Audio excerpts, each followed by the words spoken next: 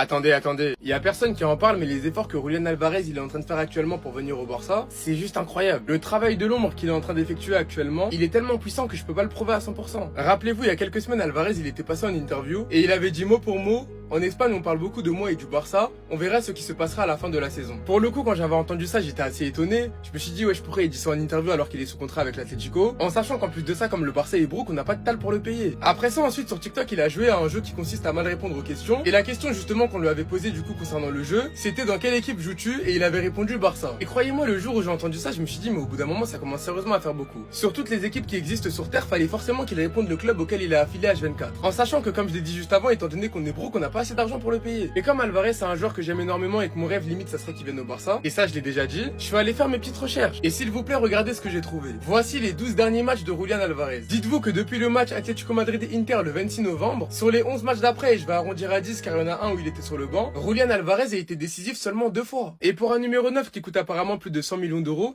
être décisif seulement 2 fois lors de ces 10 derniers matchs, je suis désolé les gars, mais...